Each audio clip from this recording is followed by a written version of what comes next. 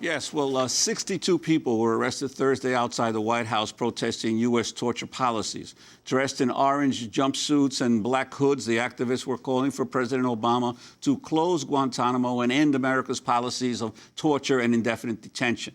The activists criticized Obama for refusing to investigate or prosecute crimes committed by the Bush administration. On Wednesday night, President Obama said waterboarding was torture, but he gave no indication that he planned to hold anyone from the Bush administration accountable for authorizing torture.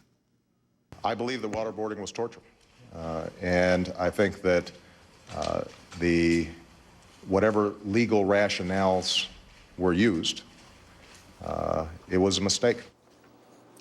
To talk more about the latest developments on the issue of torture, we're joined here in Madison, Wisconsin by Alfred McCoy. He's a professor of history at the University of Wisconsin-Madison, author of several books, including A Question of Torture, CIA Interrogation from the Cold War to the War on Terror. It's great to have you here, Professor McCoy. We last saw you in New York when your book first came out. A lot of things have happened since then, especially just in the last week. The issuing of, or the making public, the so-called torture memos. Your response? We're at a critical moment in the debate about torture. We're at the exact moment historically we've been at 6 times over the past 40 years. What's happened since 1970, right up to the present, because we've been engaged in torture continuously throughout this entire period, is that Congress and the press will conduct a major expose of torture. The public will be momentarily aroused. There will be no sustained investigation, no prosecution, no penalty.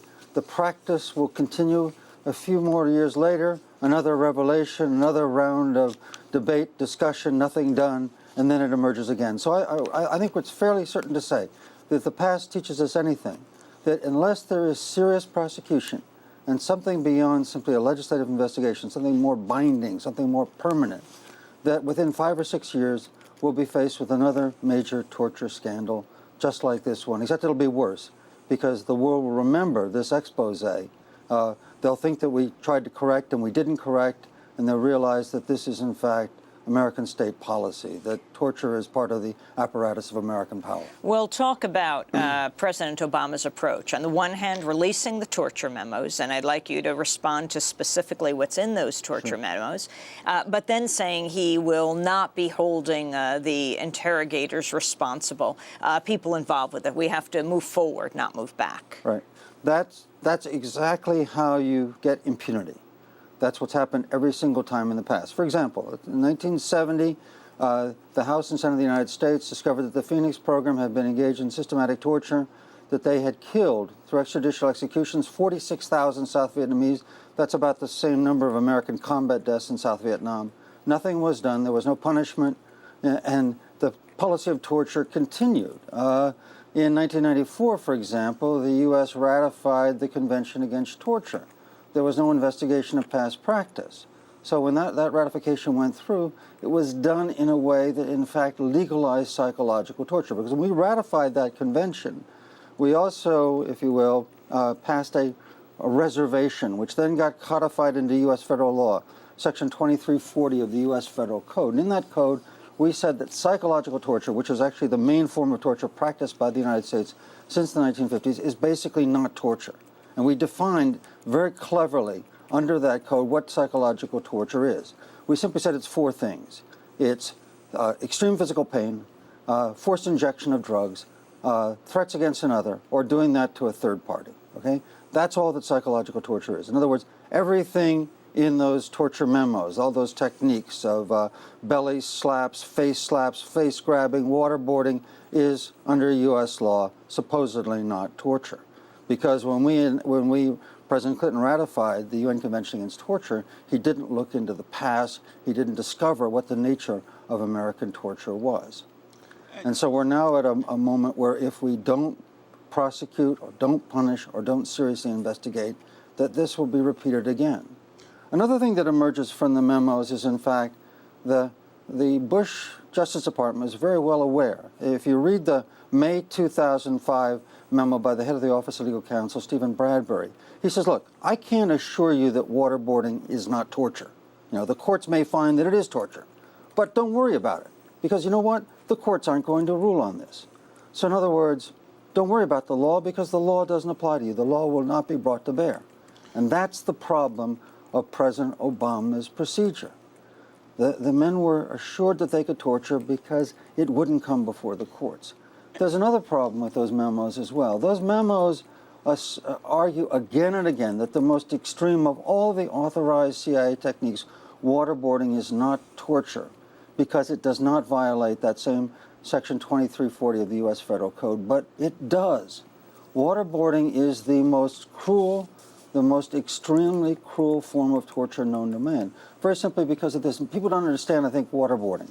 Amy, if you and I were riding in a car and we went off a bridge in January here in Wisconsin and crashed through the ice and went down to the bottom of the Yahara River, within 3 minutes, you and I would be dead from drowning. If there were an infant in a car seat behind us, that infant could survive for 20 minutes underwater. A weak, fragile, 3-month-old infant could survive 20 minutes underwater, be plucked by the rescue crew from the waters and suffer no brain damage, be perfectly fine, all right? How can this happen? It's the mammalian diving reflex. The human being is so afraid of death by drowning that we are hardwired into our biology, into our brains with this bizarre mammalian diving reflex. So therefore, waterboarding, which induces this primal fear of death by drowning, is the most painful form of torture you can concoct. That's why it's existed for 500 years. Juan, you have Professor, a question? Yeah, Professor McCoy, in terms of waterboarding, the revelations of the number of times that some of the detainees, into the hundreds, were waterboarded, and yet the administration continues to say that apparently that it's not going to pursue prosecutions of this. Your reaction? Yes, the number of times one of the al-Qaeda suspects was waterboarded 83 times. Khalid Sheikh Mohammed, the mastermind of the 9/11 attack, was waterboarded 183 times. This is extraordinary. This is beyond the idea of sort of clinical, scientific, dispassionate torture. That's pure sadism, pure sadism. And that's another problem of torture, okay? I wanted to go to a comment of, former Secretary of State National Security Advisor Condoleezza Rice publicly defending the Bush administration's interrogation techniques, including the use of waterboarding. Rice made the comments while visiting with students in a dormitory at Stanford University, where she teaches political science. Her comments were posted on YouTube. In terms of enhanced interrogation and rendition and all the issues around the detainees, Abu Ghraib is, and everyone said Abu Ghraib was not, policy Abu Ghraib was wrong, and nobody would argue in favor of Except that information that's come out since then speaks against that. No, the information that comes out since then continues to say that Abu Ghraib was wrong. Abu Ghraib was. But in terms of the enhanced interrogation and so forth, anything that was legal and was going to make this country safer, the president wanted to do. Nothing that was illegal and nothing that was going to make the country less safe. And I'll tell you something, unless you were there in a position of responsibility after September 11th, you cannot possibly imagine the dilemmas that you faced in trying to protect Americans. Is waterboarding torture? The president instructed us that nothing we would do would be outside of our obligations, legal obligations, under the Convention Against Torture. So that's, and by the way, I didn't authorize anything.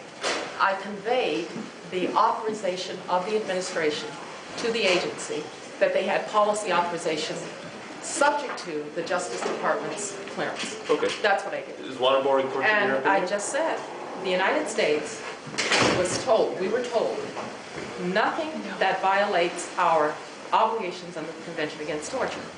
And so, by definition, if it was authorized by the president, it did not violate our obligations under the Convention Against Torture.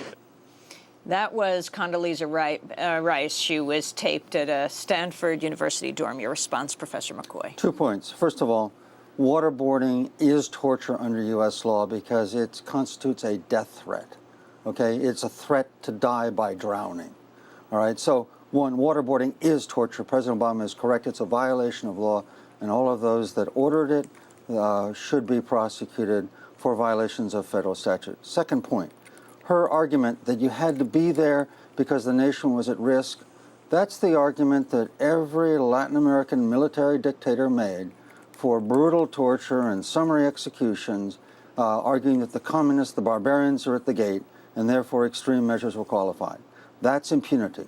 Every Latin American dictatorship, every Latin American nation that emerges from dictatorship finds the same argument. We had to do it because the nation was at risk.